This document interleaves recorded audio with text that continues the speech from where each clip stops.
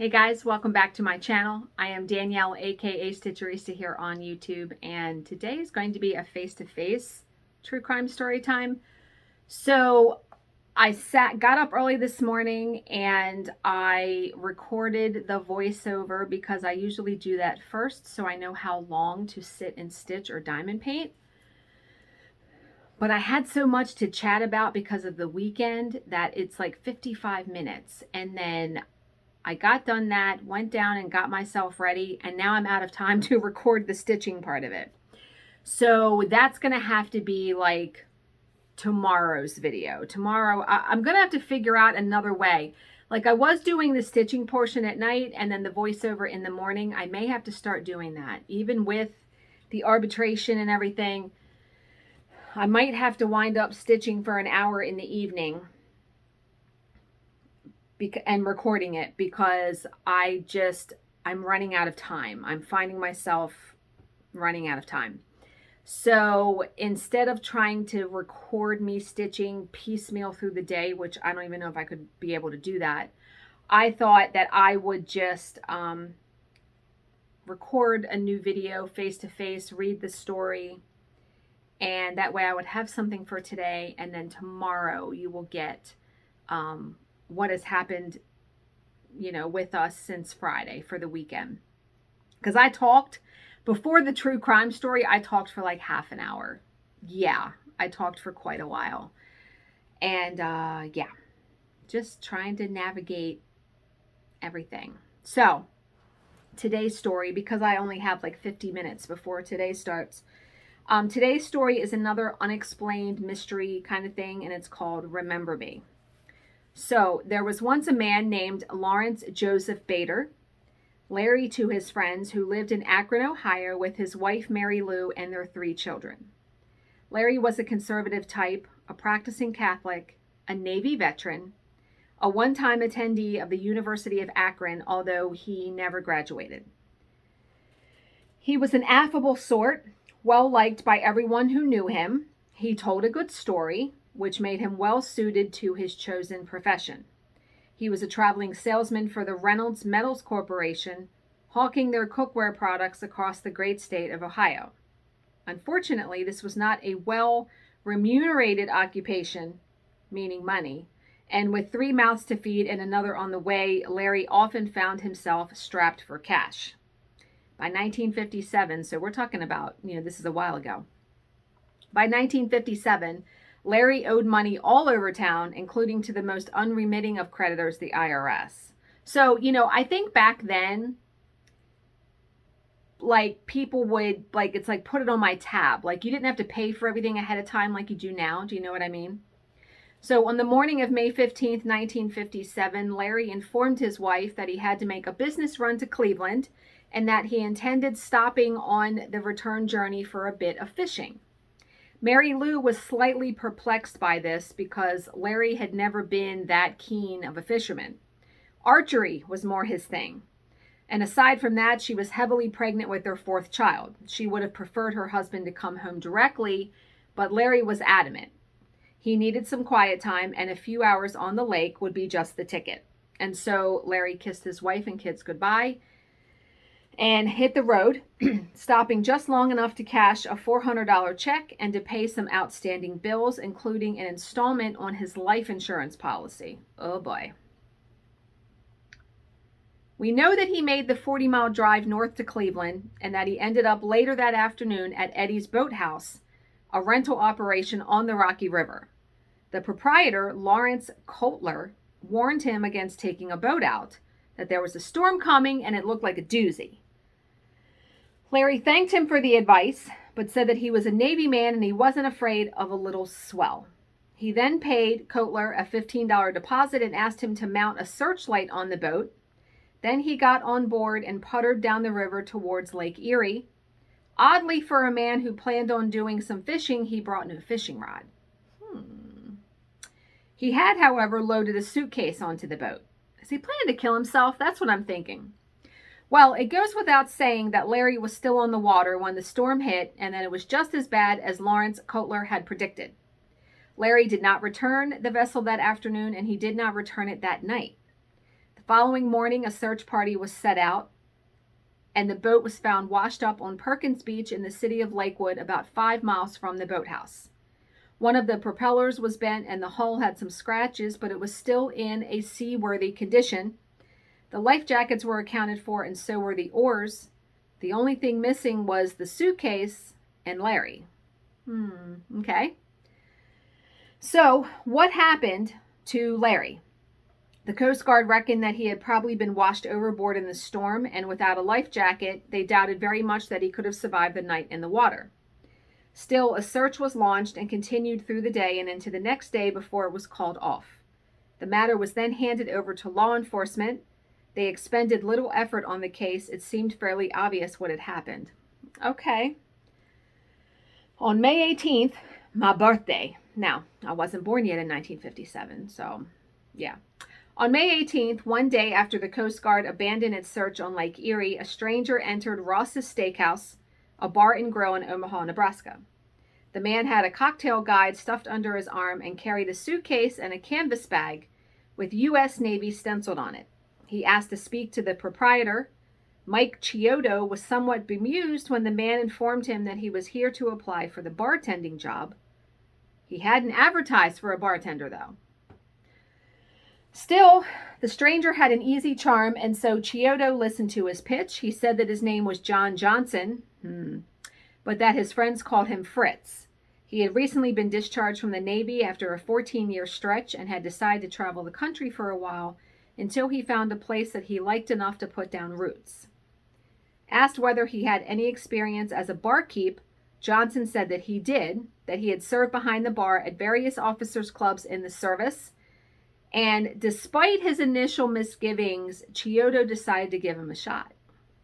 And that would turn out to be a very good decision.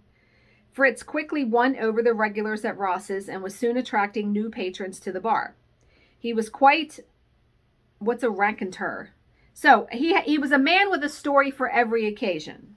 He particularly liked talking about his childhood in a Boston orphanage where his mother had abandoned him as a baby. According to Fritz, all of the unnamed waifs were given the name John Johnson and differentiated only by their nicknames. He was called Fritz because he reminded the staff of one of the Catton's Jammer kids from the comic strip popular in the 1920s and 30s. He had grown to love the nickname over time and now insisted on being called by it, rarely if ever using his full name. Fritz also enjoyed telling stories about his life in the Navy, the places he had visited, and the sights he had seen. He had loved the service, he said, and had been heartbroken when he received a medical discharge on account of a back injury. Still, Fritz had never been one to brood over a bad situation. Seeking to build up his back muscles again, he had taken up archery. This is the guy, right? He had taken up archery and become quite proficient with a bow. To demonstrate his prowess, he had sometimes taken patrons around to the back of the restaurant, set up a target, and wowed them with his accuracy. He was even persuaded to enter the regional archery championship, which he won. Now, how far away is this town from where he was living? Because you know this is the guy. We know this is the guy, right? Fritz had other talents too. He was knowledgeable about classical music, and he had a wicked sense of humor. He would often be seen cruising around town in a hearse, which he had purchased and fitted out with pillows, a bar, and an incense burner. As word of his larger-than-life character spread, radio station KBON offered him a late-night slot, and he became something of a local celebrity. What? In that capacity, he once spent 15 days sitting in a box atop a 50-foot flagpole to raise money for a polio charity, and it only served to add to his growing local legend. Now, wouldn't all of this be attracting national attention, right? Wouldn't you think that he would be found out? So, and celebrity, of course, comes with certain benefits. Fritz was extremely popular with the eligible ladies of Omaha and dated extensively without ever showing an inclination to settle down. Did he have like amnesia? Like, does he not know who he is? Like, how would you just start over and just have a completely different life?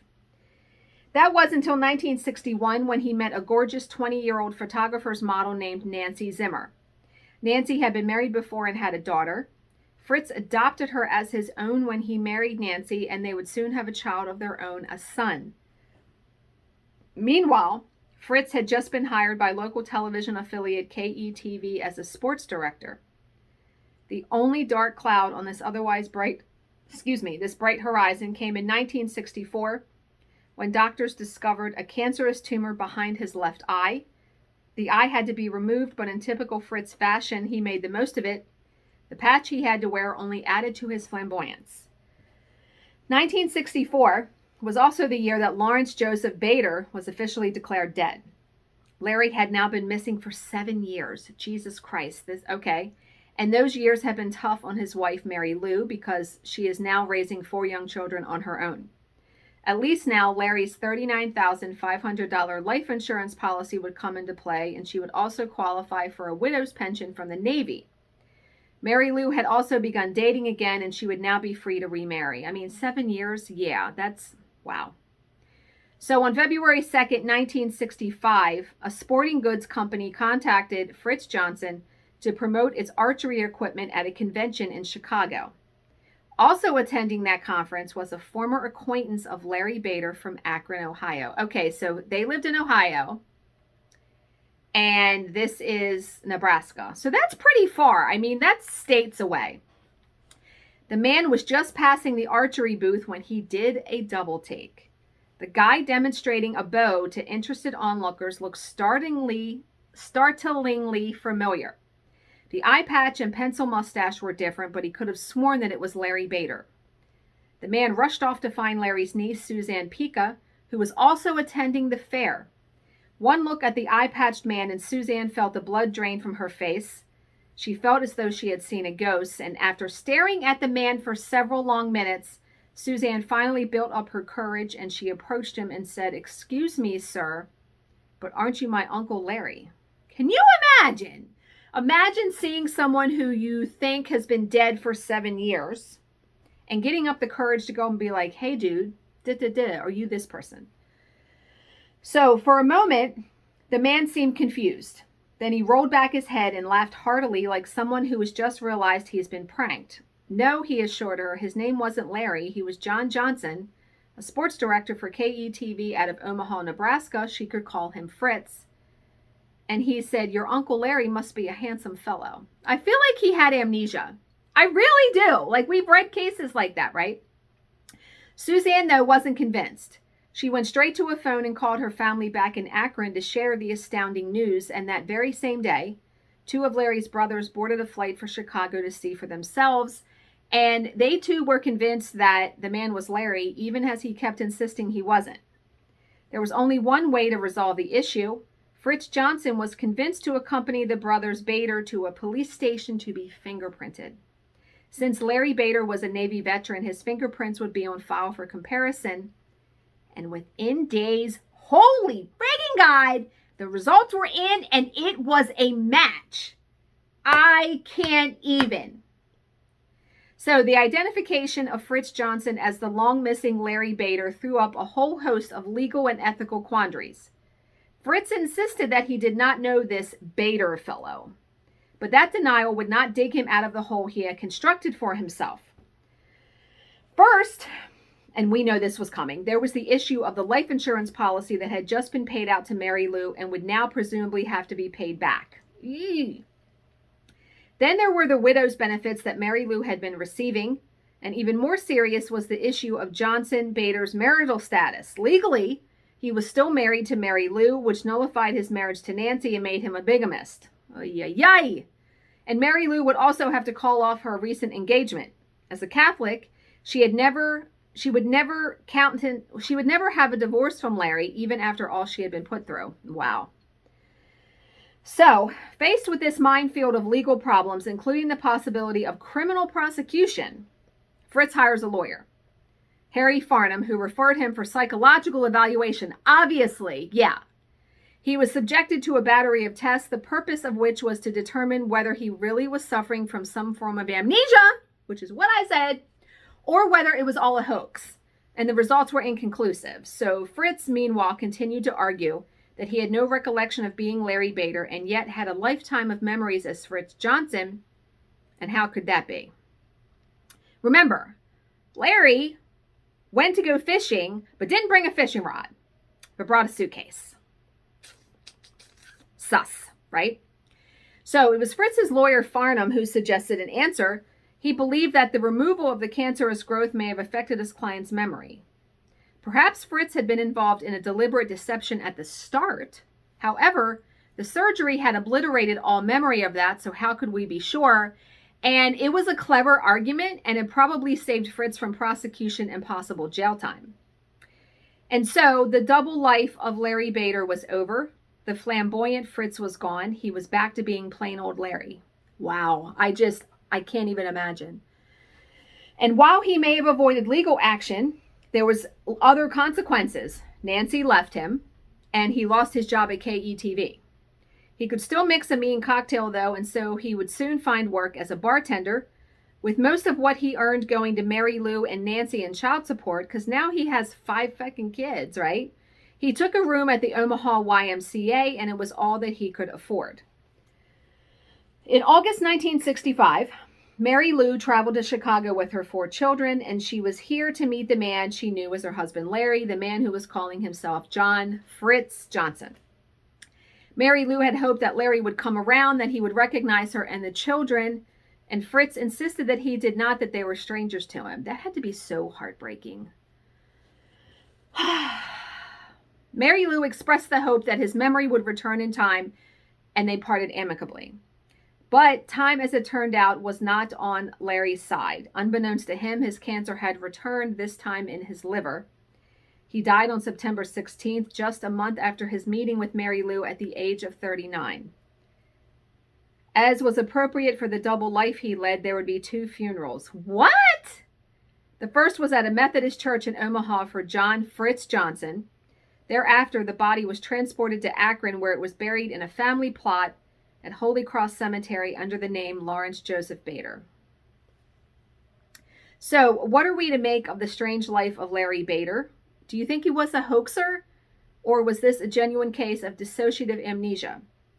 Given the circumstances of his disappearance, his timely life insurance premium payment, his crushing debts, his troubles with the IRS, and the suitcase he carried with him on the day he disappeared, it seems likely that Lawrence Bader had decided to escape the tribulations of his current life and start anew. But does it really make sense for a man who wanted to drop out of sight to adopt such a flamboyant persona to become a radio and TV personality? Perhaps not. No, absolutely not. Like I said, I'm surprised he wasn't found out before that, because you wouldn't move to a new town and just be all in everybody's business. You wouldn't. So perhaps Larry Bader really did suffer some kind of mental breakdown on Lake Erie that day. The human psyche is a deep and profound thing. That was one of the most craziest stories I've ever read. You could say what if all day long. Like, did he go out there with the intention of starting over, but the storm hit and he got knocked around, and when he woke up, he couldn't remember who he was? Remember that girl that had that, thing where she would disappear for days or weeks and she didn't know who she was? Craziness. Crazy stuff. And I mean, he lived 7 years as another person. I can't imagine, though, leaving your wife and your 4 children. She was pregnant at the time. How do you do that? I don't know how you do that.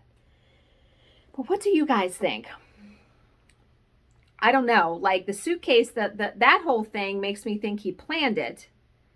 But let's say he was Larry, right? And he was pretending to be Fritz for all those years. When he saw his niece, wouldn't you think that you wouldn't be able to keep the shock off of your face that you're seeing a family member? I would think that you wouldn't be able to. And then especially when your brothers came there. His 2 brothers came there and he still denied it. But the fingerprints matched. So we know it was him, but weird. Wacko. Yeah. So let me know your thoughts down below. As always, if you have any questions, please leave them in the comment section below and I will answer them to the best of my ability. Thank you so much for watching and subscribing, and I will see you in my next video. Bye, guys.